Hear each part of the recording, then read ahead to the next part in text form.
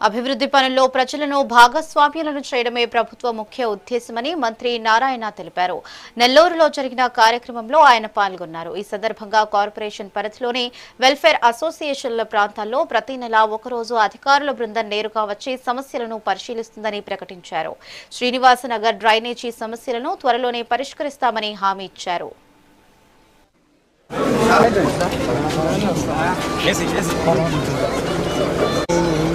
గంగాధర్ రెడ్డి చూడన్నా గంగాధర్ గారు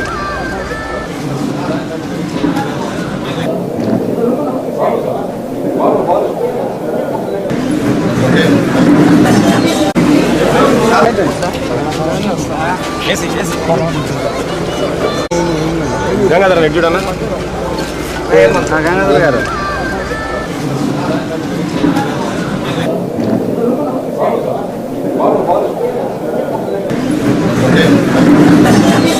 నెల్లూరు కార్పొరేషన్లో 42 రెసిడెంట్ వెల్ఫేర్ అసోసియేషన్స్ ఉన్నాయి. నా యొక్క సిటీలోకి వచ్చేళ్ళకి 24 ఉన్నాయి. అందులో ఈరోజు Srinivasa Nagar resident welfare association వారితో నేను కూడా ఇంటరాక్షన్ అవ్వడం జరిగింది. వీళ్ళందరికీ ఒక షెడ్యూల్ ఇచ్చాం.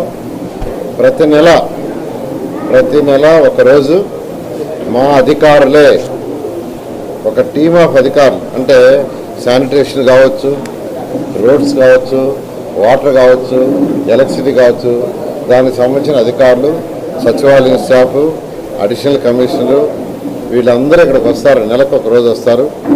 ఈ యొక్క రెసిడెంట్ వెల్ఫేర్ అసోసియేషన్ కూర్చొని వాళ్ళ సమస్యలు డిస్కస్ చేయమన్నాం. పబ్లిక్ సమస్యలు, ఇంటి సమస్యలు కాదు.